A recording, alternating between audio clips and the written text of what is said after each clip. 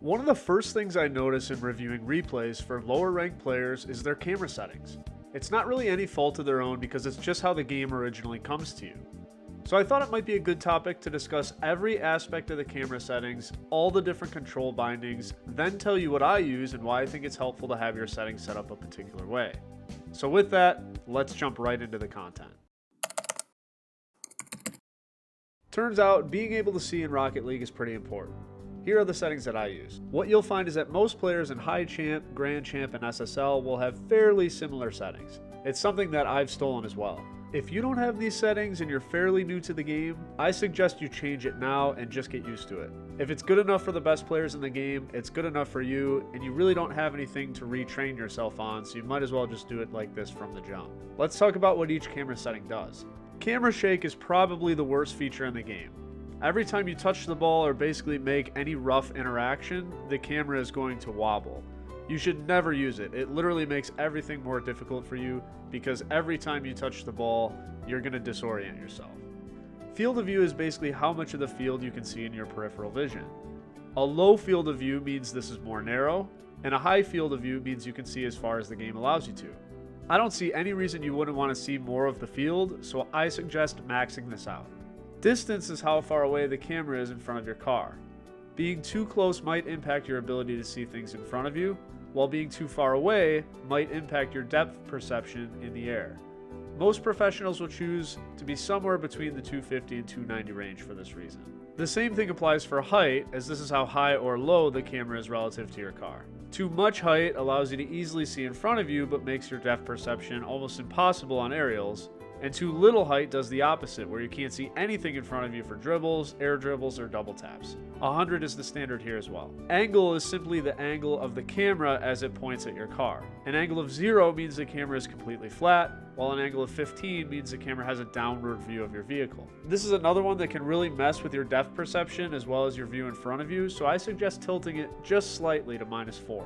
Stiffness, swivel speed, and transition speed is really up to personal preference, as all of these can be altered slightly and all of them are used differently by professionals and high-ranked players. Stiffness is how rigid the camera remains in position whenever you are boosting or moving at top speed. Swivel speed is how quickly your camera moves when you shake the camera back and forth. And transition speed is how quickly your camera moves in and out of ball cam. You can see that with a max transition speed, the camera literally just cuts in and out instead of a smooth movement back and forth. The choice is really up to you. While there are some professional players who actually kept the default settings and made it work for them, I suggest taking a look at some alternatives so you can have a better range of the controller. I also can't speak much to keyboard and mouse settings, so bear with me if those look a little funky. The main setting that I want to highlight is boost being on R1, or the right bumper. This frees up your circle and square buttons on PlayStation, or X and B on Xbox, for both of the air roll directions respectively, with air roll left being on the left side button, and air roll right being on the right side button. We then place power slide and normal air roll on the same L1 or left bumper button, and the rest is fairly standard. This is called the claw grip, and it's beneficial in a few ways. One, it allows you to jump and boost simultaneously. Unless you try to fat finger your thumb across the diagonal on your controller, which some people do get used to, it's much easier to isolate the thumb for jumping and the finger for boosting. We want to just rest the middle finger on the drive button itself and use the index finger whenever we want to boost. Secondly, this gives you access to both directional air rolls as well as the normal air roll function, and they are again in a position on the controller where it makes sense in your head. Want to air roll left? Perfect, just hit the left side button on your controller. Want to air roll right?